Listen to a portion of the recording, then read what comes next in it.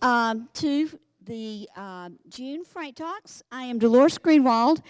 I am on the board of Franklin Tomorrow and also the director of the Williamson County Public Library. And I would like to thank our sponsors today. Vanderbilt University Office of Community, Neighborhood, and Government Relations. I always have to look at that because that's a long title. But thank you so much.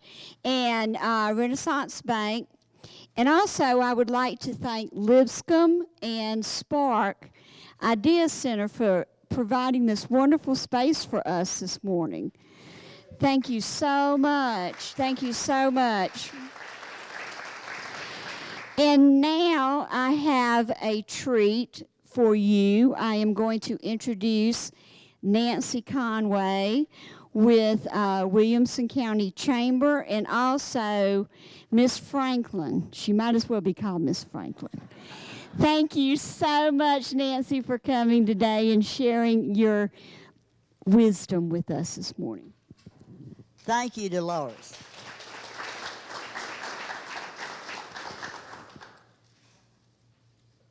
About 6 weeks ago, two of these fine ladies that I thought were my friends approached me and asked me if I would do just a little quiz each month at Frank Talks. And the name of it is Did You Know? Louder, darling. Louder? Can you hear me better now? Okay, sorry about that. Okay, so it's a brief quiz with a little additional information. And when I ask the question that makes you eligible for the prize, that's the one where I will need certain people to be looking and see who raises their hand first that can answer the question. But just a preliminary statement. June 1st, 1796 was very important for every one of you. And the reason is, that was the day that Tennessee became the 16th state in the Union. Now, your quiz. Where was the first capital of Tennessee located? Andrew? No. Bev? Franklin? No. Okay, Kathy Moore. No, not Greenville. You are correct, and this is the winner. Okay. Thank you. All right. Now, I'm not quite through because it gets real interesting. Knoxville was your first capital, 1796 to 1812. But then we had something unusual happen in 1807. In fact, it was September 21st. The capital was moved to Kingston, Tennessee, for 1 day and 1 day only. And then, can you believe they moved around? Okay. They went to Murfreesboro, 1818 to 1826, and everybody thought that was great if they were from the Murfreesboro area because they said, that's the center of the state, that's where we need to be. They came back to Nashville, 1826. And then there were people that were saying, we have to have a permanent capital, not move around. So in 1843, Nashville became their permanent capital.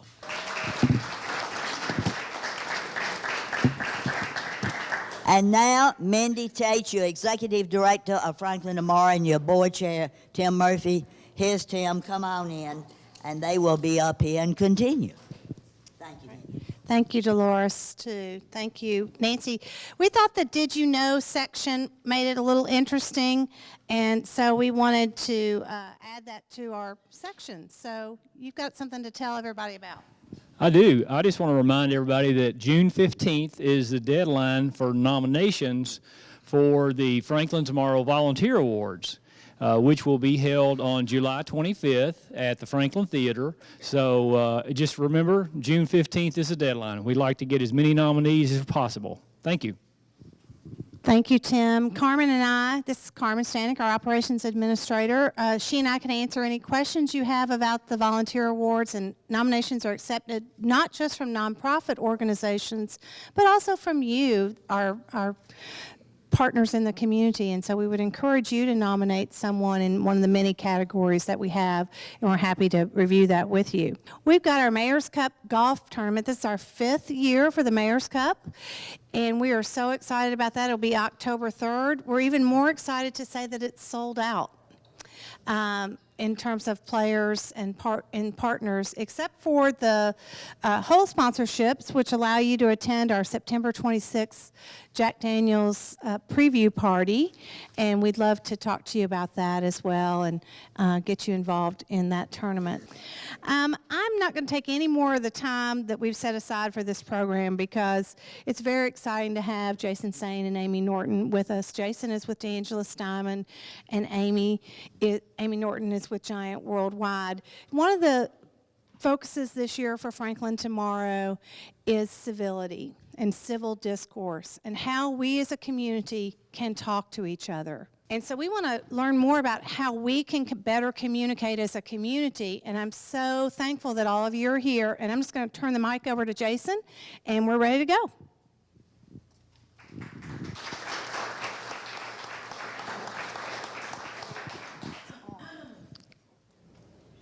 Test. All right, great. We'll start off with a quick little 2-minute video, get everybody fired up. But Holland comes in for a pit stop. Time to refuel and change tires. Lou Moore himself changes the tires. Only 4 crew members, including the driver, are allowed to work on the car. It's a tense time. Holland stays in his seat, anxious to get away. Let's watch.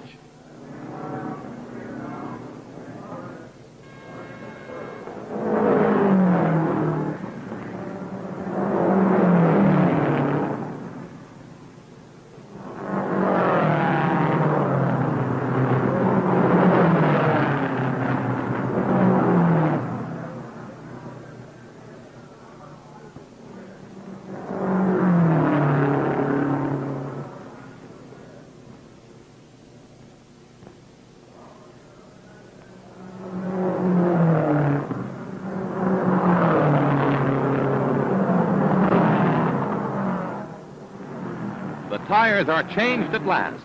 A crewman polishes the windshield as Holland moves away just 67 seconds after he stopped.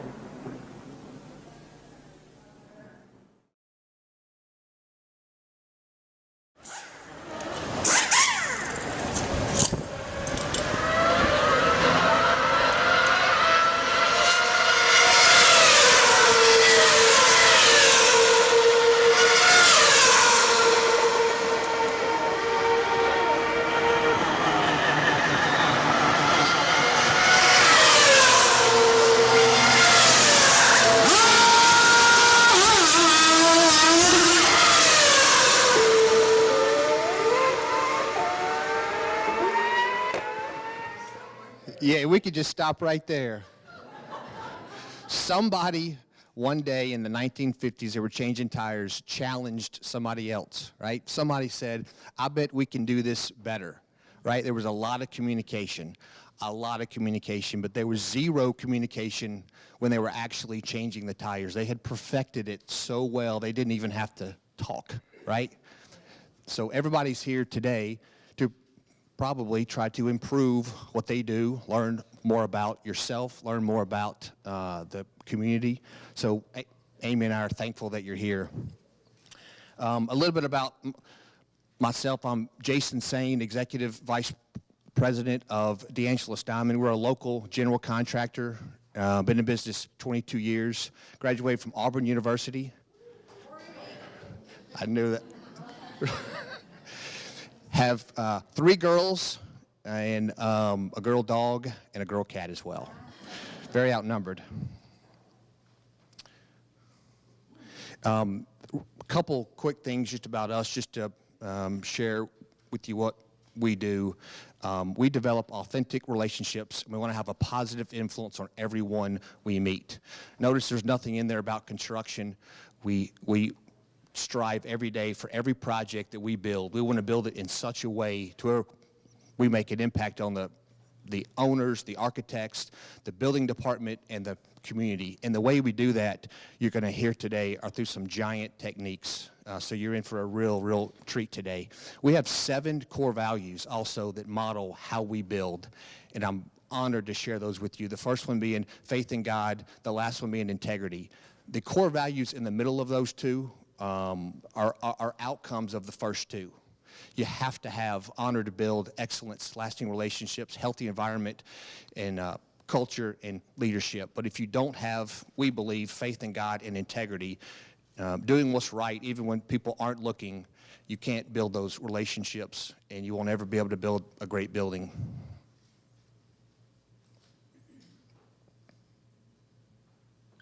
We have 5 office locations: Nashville, Birmingham, Sarasota, Fort Myers, and Naples.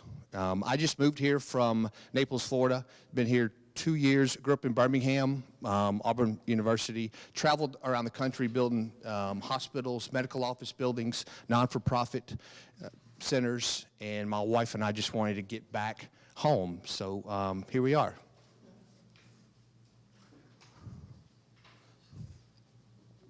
We love to be involved in the community, to give back. These are just a couple awards and recognitions that we've been honored to receive. But I'm just thrilled to be here. I don't even feel capable of speaking in front of you. I'm not a professional speaker. I'm a contractor, so please forgive me. But I'm just honored to be here, so thank you very much. This last slide, and then I'll be done about us, is just the markets that we build in: automotive, educational, non-for-profit, senior living. One thing that that separates us is when anybody is talking about construction, which there's a lot of it going on right now, right? Everybody's worried about cost, how much it's going to cost, time, how long is it going to take me to build it, and then quality, right? Everybody wants those 3 things, and I'm often asked, pick 2. Pick 2. And I say, no, we want to give you all 3, but there's a 4th component that we provide that sets the stage for Giant. That if it wasn't for Giant, we wouldn't be able to provide this. And Vanna White, you ready? And that's the experience. Everybody wants cost, a cheap project. Everybody wants it quickly and a great quality, 0 punch list. But what we want to provide is a great experience. And what that means is that when we're done with the project, you want to use us again, but we've made an impact on your life, not just your pocketbook and not just the building. Well, the way we do that is through our relationships. Amy Norton with Giant has a life that's worth following. I personally went through the Giant training in Atlanta for a year, and it will change not only your life from a business point of view, but also at home. I have 3 little girls, and I have 2 brothers, and between us, we have 11 girls. And I grew up with 2 brothers, so the only thing I knew about girls is that they smelled good and they were pretty. That's all I knew, right? So I had a wake-up call when I had my 3 little girls, and Giant has transformed how I communicate to my girls, how I communicate to my wife, how I communicate to my mom, how I communicate to my fellow workers. And I've realized that being on the other side of me sometimes isn't that pleasant.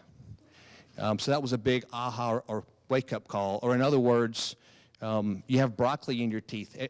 You've been talking to somebody and you have food in your teeth, and you're talking to them, and then they tell you like 5 minutes later, and you're like, how come you didn't tell me a couple minutes ago, right? You're a little bit embarrassed. Well, it's an aha moment when you realize what it's like being on the other side of you. So Amy's going to go through, in order to lead yourself, you have to know yourself. So real quickly, you'll have about a 30-minute intro on how to know yourself better. But we've transformed this leadership knowledge into building buildings and relationships to where it's authentic and that you want to work with us, not because you have to, but because you trust us. So I'll hand it over to Amy. Thank you, Jason. Thank you so much. Can everybody hear me okay? Good morning. Good morning. What a treat to be with you all on this beautiful Monday, warm Monday morning in Nashville, Franklin, Tennessee. Thank you so much. Thank you, Jason. I'm delighted to get to spend a few minutes with you, hopefully giving you some really practical tools that solve universal problems. Jason talked just a little bit about the relationship DeAngelis and Giant Worldwide have, and I'm going to talk to you a little bit about that as well. We are going to talk a little bit about communication, but it's really through the context of building relationships. Giant Worldwide is a company that is really dedicated to helping people be better by helping organizations be better by helping the people that run them be better. So we're really focused on relationships, bottom line. And the whole reason Jason and I are here today partnering to present this to you is because of the relationship that we have with Giant and DeAngelis. Giant is a company that's really focused on helping people ask and answer the question, what does it feel like to be on the other side of me? And that's not a question we often ask a lot. And the simple, sticky, visual tools that we use that I'm going to share with you today are hopefully going to give you some ahas about yourself and how you're communicating and the kind of leadership that you're bringing to every circle of influence. Now, Jason has lived here for a few years. I've lived here for about 24, and actually one of your partners for this series actually used to be my employer. I worked at Vanderbilt years ago. If Lynn Maddox is in the room, we used to work in alumni and development together, wherever she was. I'll love to say hello to you afterwards. But I've been here for about 24 years, grew up in Mississippi, in a small town in North Mississippi, and my husband and I have almost successfully raised and launched 2 children. We still have a very naughty yellow lab at home who does not, I think she's not going to launch to college, but hopefully the last one will in August. So love this area and love the focus on civil discourse and learning to listen to each other. So I hope in addition to having some ahas today about yourself, you also leave with some tools that you can use as you're engaging with one another in this amazing community that we're pleased and privileged to live in. So leaders worth following. What does it mean to be a leader worth following? What does it mean to build leaders worth following and work in organizations that everybody wants to be a part of? Well, that's really the mission of what we're doing here, and it's represented by that 100 and that X for a reason. So my job, if you're working with me, if like for Jason, for example, and our work together, my goal is for him to get as close to 100% healthy as humanly possible. So what has to happen for him to get really healthy in his leadership behavior? And then what does it look like to actually grow that, to scale that? So 100X sort of represents the 2 prongs of what we're trying to do in our world with the people that we're privileged to serve. How can we get everybody healthy? And then how can we help you multiply something that's healthy? Because honestly, we're multiplying stuff that's unhealthy or healthy, whether we know it or not. And if we want to be leaders worth following, then it's a really good idea to think about making sure what we're multiplying is healthy.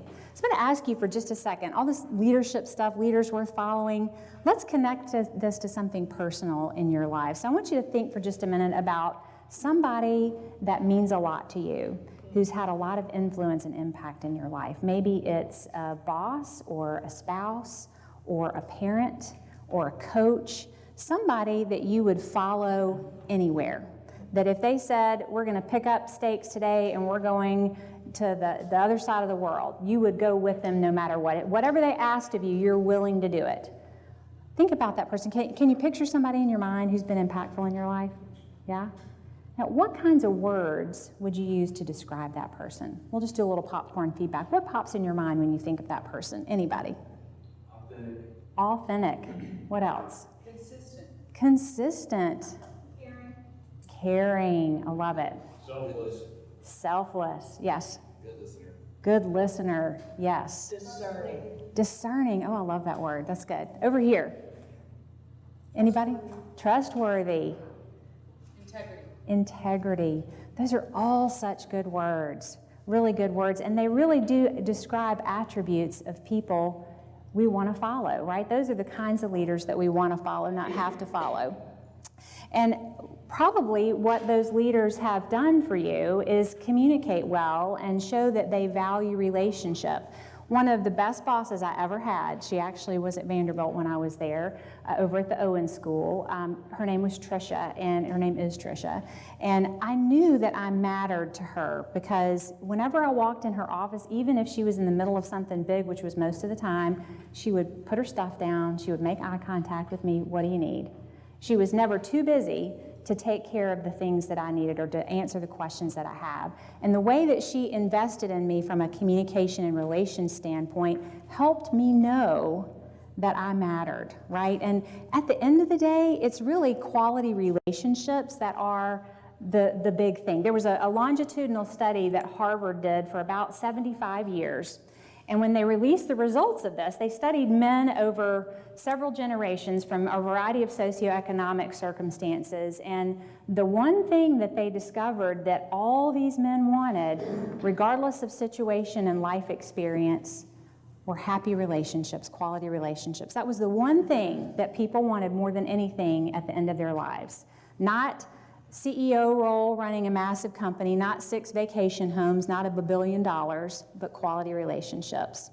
And interestingly, it's the thing in our lives that are the trickiest because it's really hard to measure and manage relationships. We get into emotional territory. We get into places where it's you know, I go to school to become an accountant.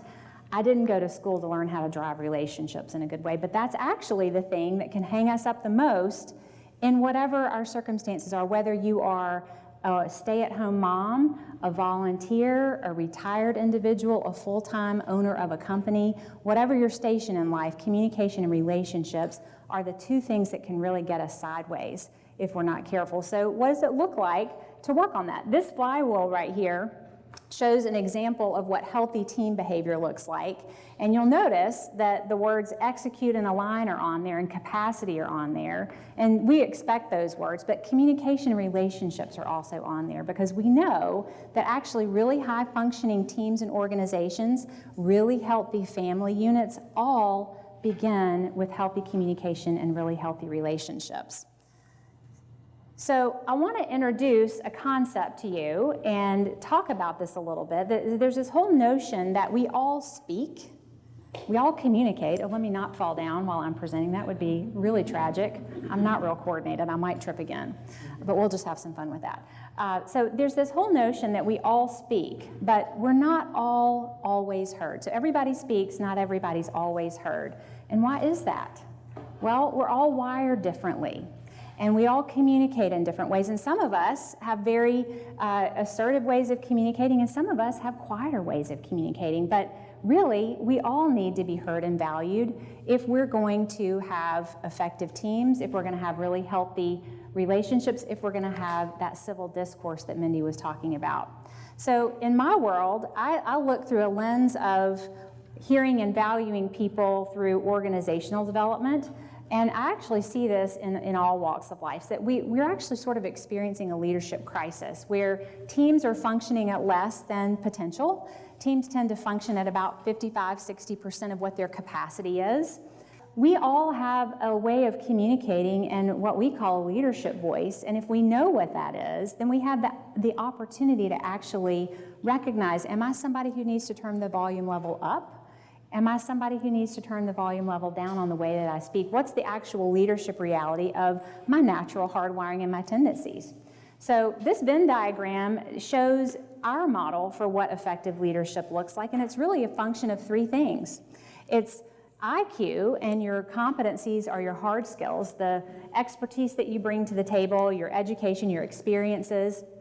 And this is true whatever circle you're in. If you're in the work world right now, or if you're retired or stay at home or volunteer, it doesn't really matter. We all have certain competencies that we bring to the table. But we also have 2 things that are really important called PQ and EQ. And these are actually the deal breakers because we get hired on how smart we are, but we get fired if we have very little self-awareness and low emotional intelligence because that's the stuff that creates sideways energy in all of our relationships if we're not aware. So self-awareness, PQ, is really recognizing what my natural did you see how I stepped over and I did trip? Yeah. Yay. I got a brownie point, right? Yeah. Yay me. That might not happen again, so we'll celebrate that. Thank you. I appreciate it. So the self-awareness piece is really important because I need to know, Jason was talking about broccoli in your teeth. We all come into the world with certain tendencies. Some of them are value-add tendencies and some create friction. So we need to know what those are actually, and then we need to know how to regulate ourselves, that emotional intelligence, to connect well with people. So if I'm somebody who is a very gregarious, people-loving, very confident leader, manager, whatever my role is, and maybe I interrupt a lot. Maybe I have a hard time letting people finish because I'm so excited to get to the next part of the conversation. What's your name?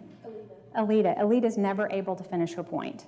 Well, Alita's going to get really frustrated with me after a while, and she's probably going to stop sharing because here comes Amy again. I'm never going to get to make my whole point or get all of these thoughts out. She's going to end up feeling unvalued if I don't understand this tendency that I have to interrupt. So we all actually have things that we do that we're not aware of. It can become broccoli in our teeth. And nature, nurture, and choice have all factored into our tendencies and what people experience. So when we think about what does it feel like to be on the other side of Amy Norton, that's actually a really important question to answer. And I need to know what my tendencies are. I need to know how to connect. I actually need to know what role nature plays.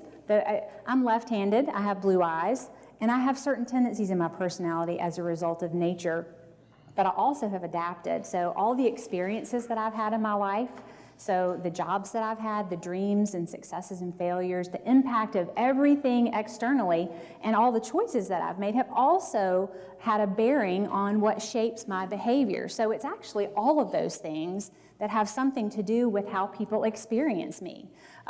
Oughts and shoulds of life, the things that are external expectations, all of this has a bearing on how people experience me. And so if I understand the things that are valuable and I'm able to leverage those, and if I'm able to course correct around the stuff, maybe where I'm interrupting and Alita's never able to finish her sentence. Maybe I overtalk, maybe I undertalk, maybe I pick my nose in public, whatever it is, there may be something in my leadership reality that has some consequences on how my life is moving. So whatever that is, if we have a reality we don't like, then we get to unpack what we're doing and take a little snapshot, understand what it is that we're doing that's causing the reality. So that dotted line that you see there on this tool, Know Yourself to Lead Yourself, those tendencies really have a shaping effect because they create the way that we act. Whatever my tendency is, I'm gonna create a pattern of behavior around that, and that's going to determine how I choose to act, and there are consequences for good or ill, right? And I don't think any of us want to be defined by our leadership tendencies, especially the negative ones, right?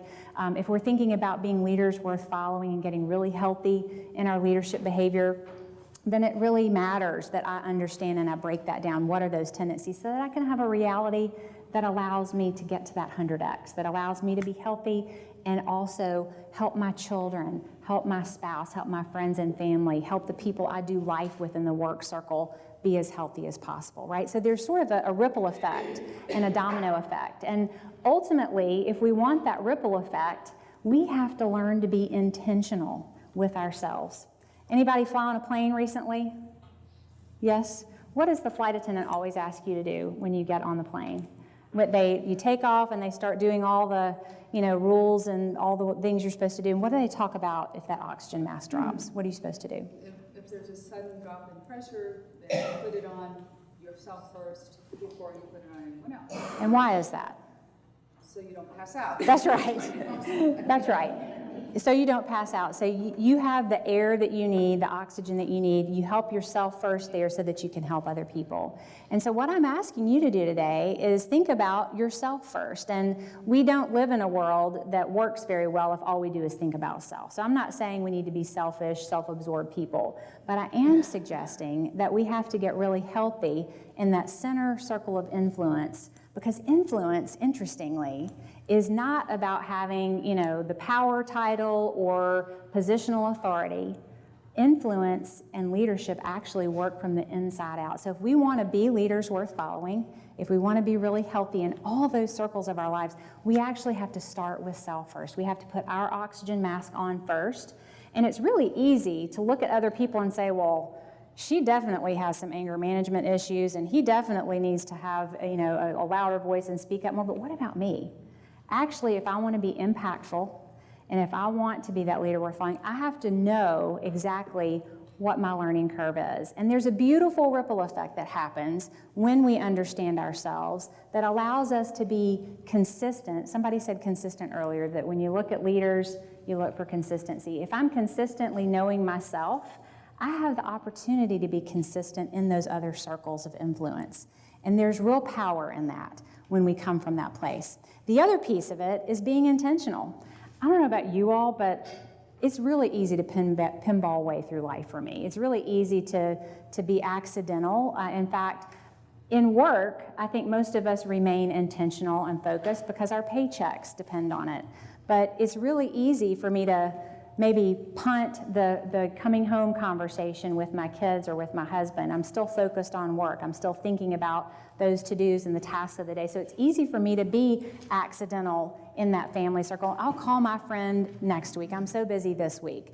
I'll exercise next week. I put some things off that are necessary, but I treat them in an accidental way. So what does it actually look like for all of us to think about being intentional from the inside out? That's actually the question I want us thinking about. And I'm going to give you a tool today, a really simple sticky tool to help you think about maybe where you want to be more intentional, because you're going to understand yourself in a different way.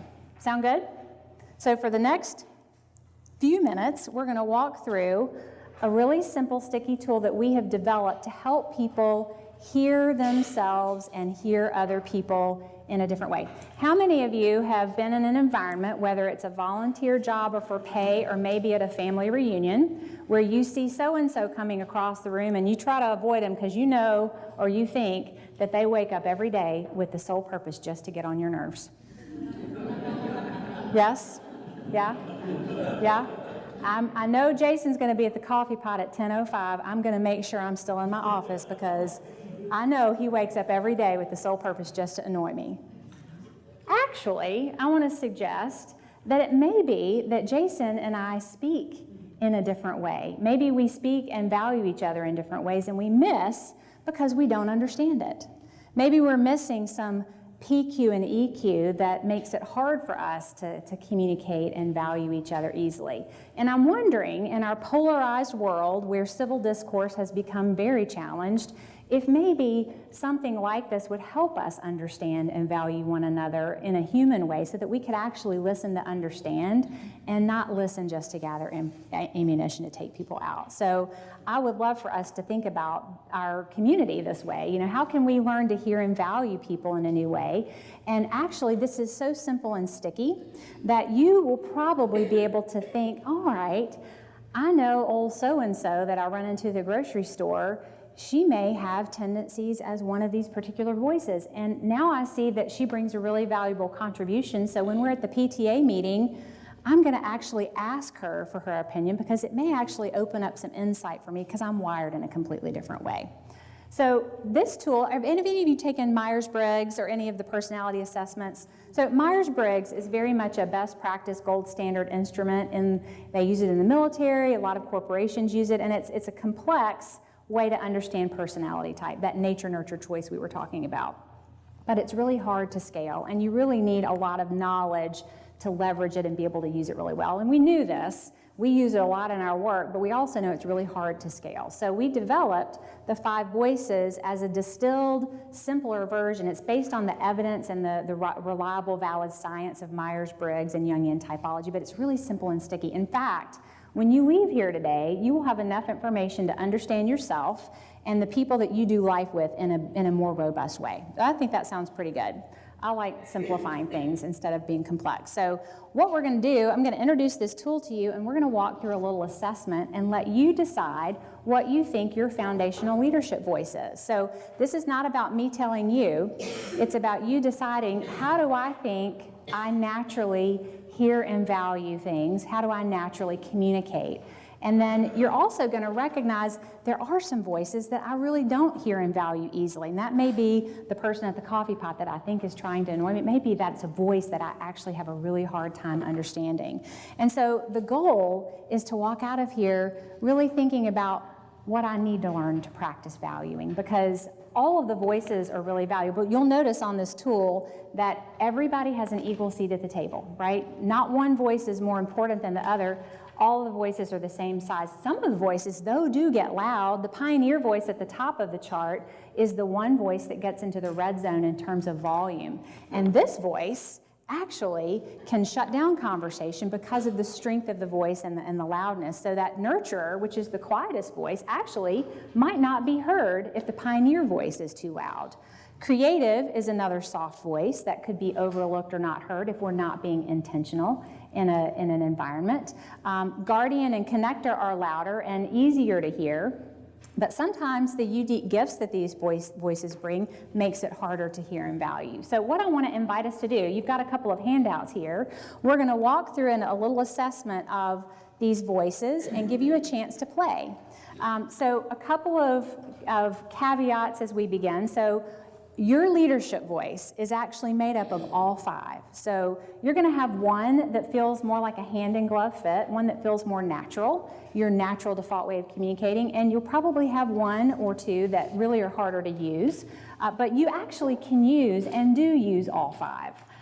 Maturity is about learning which one that's harder and working there. And I'll invite you not to assume you know what each voice means just by definition alone. Let me define it for you. And don't immediately start thinking, well, I know my husband is X or my colleague is Y. It's much better to invite people to do this as opposed to you putting somebody in a box. So we do have an online assessment that people can do. If this is interesting, that you can go back in any of your circles of influence and do. All right, so here we go. Our 5 voices assessment. So we have a little grading or rating color code chart that'll allow you to say green, red, or yellow, or a variation in between. When I describe the voice, I want you to listen. And if I'm describing something that sounds just like you, how did you know me so well? We just met. You're going to give that a green voice or a shade of green. Maybe it's green with a hint of yellow. If I'm describing something that is not necessarily your default way of communicating, which is what green would be, I want you to give it a yellow. I get it, but it's not my default mode of communicating. Now, if I'm describing something that gives you the hives as I give you the description, or if it makes you angry, then that's probably going to be a red voice for you, or orange maybe, something that's harder to hear and value. So there's no right and wrong here. It really is who you are naturally, all right? So take off whatever roles and responsibilities, whatever those hats are, we're going to put those to the side, and I want you to think about how you naturally communicate. All right, so we're going to start with the quietest voice. We're going to start with the nurturer voice. Now, all of the voices do something really great. They're all champions of something, and the nurturer is actually the champion of relationships and values and people. So here are some descriptions, some bullet points that we'll talk about, and you'll notice on your worksheet that you have some of the hallmark characteristics of the nurturer. So nurturers are really the caretakers of relationships inside organizations and in families and in relationships. Nurturers are absolutely like oil in a machine. So imagine a car engine and all the sharp, abrasive pieces that are moving about in an engine all the time. The nurturer is the relational oil around the engine parts that helps smooth things over. So nurturers are really excellent at making sure people know their value. They are absolute defenders of people over profit, and they really are natural team players. So you'll find that the nurturer is going to always take genuine delight celebrating other people's accomplishments, even beyond their own, so that they're very selfless people in terms of what they bring to a team or to relationships. They are pragmatists and realists, so they really want to know what is. The nurturer is an objective voice, so they're a present-oriented voice. So they really are focused on solving problems right here, right now, as opposed to thinking off in the future. Now, some of the voices are very future-oriented, but the nurturer is very much focused on right here, right now, solving problems for people. And they really want to know if things have been thought through. So if you're bringing a big change to a nurturer, you can expect them to have lots of questions and concern and maybe even some aversion to what you're promoting if it's something that's in the future, because they really are more comfortable with the here and now and the tried and true. As a result of that, Nurturers can become a little passive aggressive if they are feeling threatened or uncomfortable, if they are feeling resistant to change. So where the nurturer has great gifts being a champion for people, the downside and the place that could be broccoli in the teeth is passive aggressiveness if they are feeling resistant to change. Let's think about what your color is for yourself here. So the nurturer, champion of relational harmony, values, and people. What would you rate this for yourself? Would you be green, yellow, or red, or a color in between? So make a little note on your chart there, and then let's do a show of hands. Who in here feels that nurture is your green voice, the way that you default communicate? Awesome. I love it. You also will note that you have an infographic, a second sheet with some interesting data about the nurturer. You'll notice that 43% of the nurturers or people make up of the nurturer population. So quickly you'll see that there's not mathematical evenness or even distribution to this with the voices. So nurturers make up a large chunk of the population. And interestingly, they're a voice that can be unheard if we're not intentional in our environments. All right, let's think about the creative. So the creative is the champion of innovation, basically, in the future.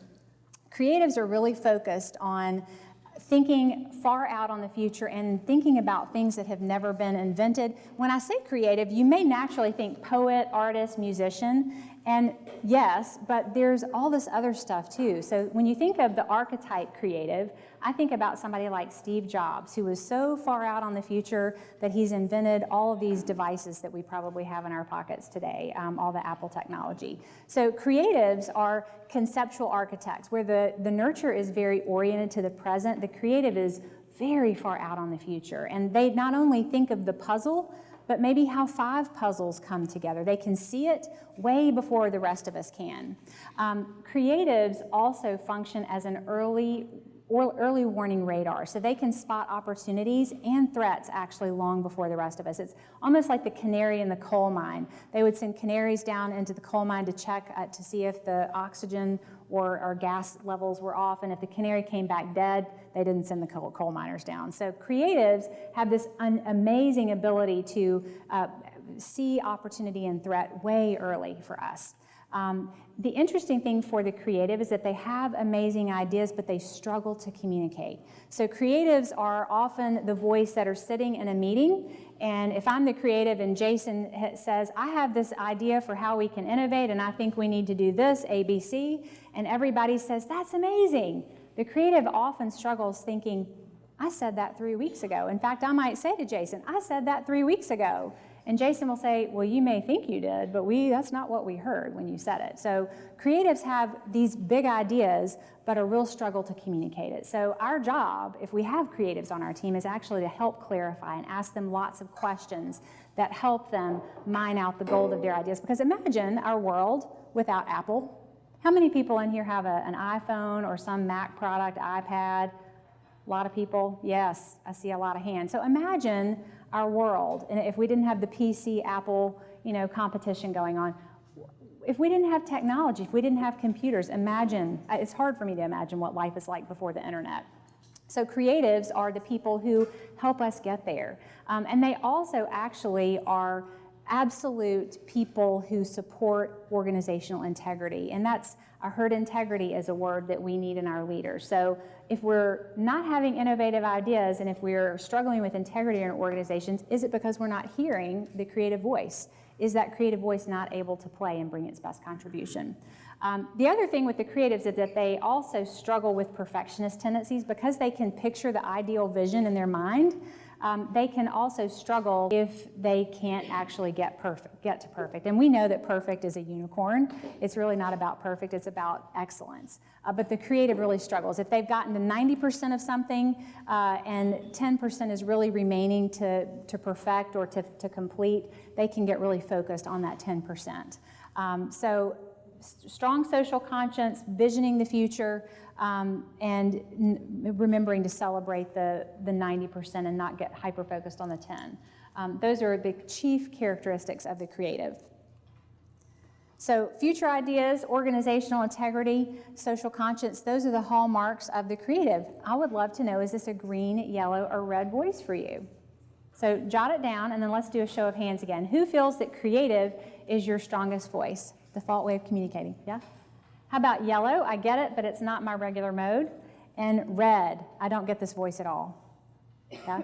This is a red voice for me. I'm a nurturer in terms of my foundational leadership voice, so I'm all about people. And our CEO is a connector creative, and I have to get somebody to translate for him because I love Jeremy. He's got amazing ideas. He brought this whole company I'm privileged to work in to life. And yet, I struggle to understand him. So I figured out, I call my buddy Mike. He's a guardian. We're going to meet that voice in just a minute. But Mike speaks really good creative. So when Jeremy's saying, I've got 100 ideas for 50 new projects, and I'm feeling slightly overwhelmed because he's talking about the future, I call Mike and I'll say, hey, what's Jeremy talking about? And Jeremy's able to translate so I get it. So just a little aha there. All right, let's meet the guardian. All right, the guardian voice is about systems and process and reliability and truth and right. And they're really all about, and you'll remember from our chart, this voice is beginning to be a little louder. So the guardian is really the champion of process and systems. They are relentlessly devoted to getting on time and on budget delivery around projects. They would rather die than not meet a deadline. They are very absolutely committed to asking the hard questions too. They're not afraid to ask the hard, awkward, tough, maybe even offensive questions because their drive, their great cry is to know what is. I want to know what is right now. So where the creative is a future-focused voice, the guardian is another present-oriented voice. So present for the nurture and present for the guardian. Really important when we think about teams and communicating, or husbands and wives or friends who don't communicate in the same way. Future orientation versus present orientation can make it really hard. Now, Jason is a guardian, and so any insights here about the guardian voice, things that you want to relay to everybody? Anybody ever hear the saying, if you're not first, you're last? That's a garden tendency. That is my tendency. Even if I do very well, or if my teams do well, or if my girls do well, I will not celebrate very long, right? And I'll tend to move on or focus on, if we got second place, I'll focus on the person who got first rather than the victory of second. So if I know that about myself, I know how I come across to my teams. So if my teammates don't feel encouraged, or if I can sense that they're not excited that I'm coming to this meeting, I'll tend to look in the mirror and say, well, how am I handling myself? How am I approaching the situation?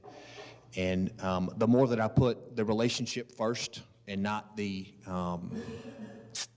actual transaction first, the better I'm able to conduct our buildings and our projects, and ultimately keep your employees happy and employed. That's right. So where I'm naturally focused on relationships, Jason is naturally focused on tasks. The guardian is very focused on delivering whatever we've agreed to. I want to get it over the finish line in the time that I promise. So he and I both are going to be risk averse. Guardians are very wary of the future because it's not something that can be proven and measured yet. But Jason is going to be very focused on making sure we get the task done. So in a work environment or in a family environment, task and relationships are sort of opposite sides of the coin. Both are necessary, but we have to learn how to value what we each do. So Jason, I've watched him over the years that I've known him really practice intentionality around relationships. So I notice when he calls now, in the early days, it might have been, what's the point? We got to get right to the heart of the matter. And now he's really intentional to ask me, how was your family? How was graduation for Kathleen? He takes time there, even though that's not his natural bent. He's normally the cruise missile focused on getting the task completed, checking the box. Is this right? And that's awesome. But he knows himself to lead himself, and he does it intentionally now. And guess what? I feel valued and appreciated, and it makes me want to work that much harder to help him get what he needs because he's taken time to do the thing that's not his necessarily dominant hand. Make sense? Yep. All right, so what is the guardian for you? Is it red, yellow, or green? So the truth, stewardship of money and systems and values, logic, right and wrong, this is the guardian. How many of you feel that guardian is your natural green voice? Green, yeah? How about yellow? I get it, but it's not my default way of communicating. Maybe red. This is a really hard voice for me to understand. Very good. I love it.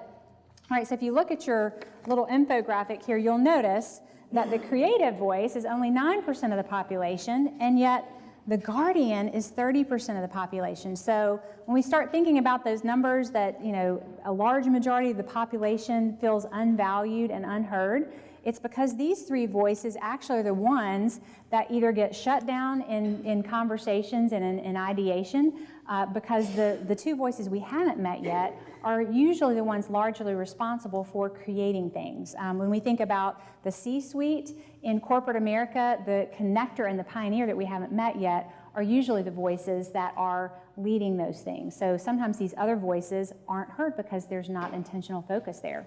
I'm going to speed us along so we can end on time, and so I can let Jason know I value his guardian voice. We want to end on time. All right, so the connector is the quintessential people person. Connectors are all about collaboration and networks and solving big problems with people. So connectors are really persuasive, charismatic personality types. They are passionate messengers for whatever it is that they are focused on, whatever they're interested in. So inspirational, charismatic are words I would always use to describe a connector. They are very focused on rallying people around a cause. Now, where a nurturer is very concerned about your Aunt Irma, a connector is not naturally concerned about Aunt Irma. They care about people, they care about relationships, but their drive is really about rallying people around something big that they want to do. They are a very future-focused voice, similar to that creative, and they're about solving problems and making connections. So you'll always know a connector because whatever problem you have, they know somebody or they have a solution for it. So if you need, 10 tons of gold, well, I happen to know the guy that has the keys at Fort Knox. Let me give him a call, right? So connectors they have incredible relational networks. I did this presentation for a group of high school students not too long ago, and I used the word Rolodex. And I had blank looks. But I think if I say Rolodex in here, I see enough gray hair. You're tracking with me, right? Connectors are going to have like 10 Rolodexes with thousands of people in them. 10,000 friends on Facebook, if I'm talking to millennials. But the point is that they are absolutely passionate about doing big things with people and rallying people around causes. And the interesting thing with the connector is that they want to be acknowledged. So if you are a connector and you do something really great for me, the nicest thing I can do for her is to publicly, tell me your name again. Alina. I need a second cup of coffee, I think. Alina. If I could say, Alina, I would not have been able to start my company, solve this problem, do whatever I did without your help in front of a few people, her connector bucket would be full. And a bonus is always nice, but actually that acknowledgement that she solved a problem for me is what a connector needs. So acknowledgement that they've been a participant in helping. Connectors have a really hard time separating work and life and play. It's all mixed up in one great big pot for them. So that is their drive. The struggle that the connector has is engaging with critical feedback. They have a hard time providing really direct critical feedback. They have a hard time receiving it, so they can get defensive if their idea is critiqued. That's a place that they have to work, but they have to learn how to really be direct giving critique and feedback. All right, so relational networks, messaging, branding, collaboration, that's what the connector is really the champion of. So how many green connectors do I have in here? Perfect. I love it when things like that happen. How about yellow? It's not my default, but I get it. And how about red? Yep. All right, so you'll notice on our infographic that the connector population is really only 11%, so it's also a small percent. All right, let's meet our last voice. So the pioneer, we save it for last because it is the loudest voice. And we do that on purpose because when we're in various groups where we have all these voices represented, when the pioneer goes last, there's actually room for the other voices to contribute. So the logic behind the voices and knowing what your voice is recognizing that emotional intelligence piece. If I am a pioneer and I speak with that loudest voice, I need to discipline myself to pull from other people first. Otherwise, I have the opportunity to shut down conversation in its collaborative state before we've even arrived at a decision. And that's because of the strength of the pioneer voice. So the pioneer voice is really the champion of strategic thinking, military-type decisions, really solving hard problems. And their approach to life is that anything is possible. They are very strategic in the way they look at life, and they value competency.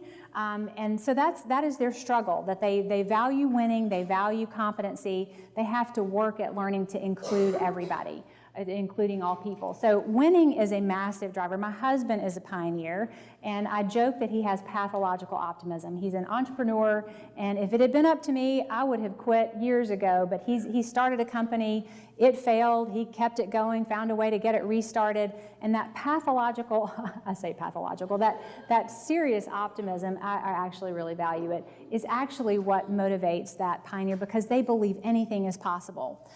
They are powerful communicators, and they can shape a very beautiful picture of the future, and they want really competent people going with them.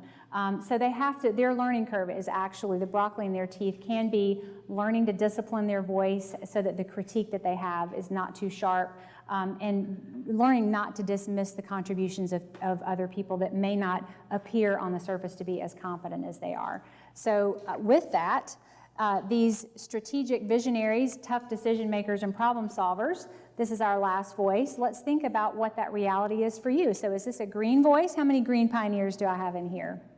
A handful. I love it. How many yellows? I get it, but not my default. And then red. This is a very foreign voice to me. Yes.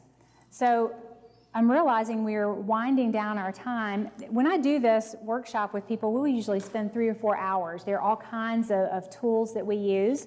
And what I would invite you to do today, so that you can continue applying this, so whatever you said your green voice is, if you said, if I'm a nurturer and creative or pioneer are my hardest voices, that's actually the place I've got to practice. So if I'm going to be a leader worth following, I don't need to have blind spots. The care of people is going to be the really easy piece for me, but what may be hard is visioning and valuing the future, thinking strategically. So I need to find other pioneers who do that well and learn from them. If I am the strategic pioneer who has the loudest voice, I've got to learn to hear these other voices. So disciplining myself to invite other voices to share first, getting curious about how nurturers do those things that they do. That's actually the logic there. So on your sheet, on the flip side, you'll see some insights for each voice, and here's your homework. We're not in high school anymore, but I want to invite you to actually take some time today and read through these insights for your voice and think about what is one thing I could commit to working on to know myself and lead myself in a healthier way. If there's one thing I could work on, and maybe you tell somebody you trust in your workplace or in your personal life, this is one thing I want to work on. So if I'm a nurturer, maybe it's that I need to remember what I bring is valuable. So I'm going to tell Jason, I want to work on this, I want to remember it, and then he can help me be accountable to making those changes. So take a minute today and choose an insight, share it with somebody, and then you will be one step closer to being the leader worth following who is contributing to positive discourse. Thank you. Thank you. Before we leave, let's all take a deep breath and let it out. And let's agree that whatever voice is your voice today, to use it kindly, to use it in a civil manner. Offer someone a word of encouragement today, and let's try to build our community positively for the future and in our own worlds. We never know what someone else is facing, and it may be the way you answer them or the way you interact with them that shapes their day and their life. So we couldn't do this without the folks at Vanderbilt University Office of Community, Neighborhood, and Government Relations, and also Renaissance Bank. We appreciate them so much. Also, thank you again to Lipscomb Spark Center. Again, we'll be July 9th at the Williamson County Enrichment Center with our Walk More with the Mayor and our health fair, and we'll see you there. And if we didn't have your email address, if you didn't pre-register and we don't have your email address, please share it with us so we can make sure you're aware of other upcoming events. And just one more thing. Amy and Jason, thank you so much. Thank Amy and Jason. As Amy said, this program normally lasts several hours, and her company, Giant Worldwide, she can talk to you more about that. And if this is something you'd like to bring to another group, that's something you certainly can do. So thanks for being here, and go out and make it a great day.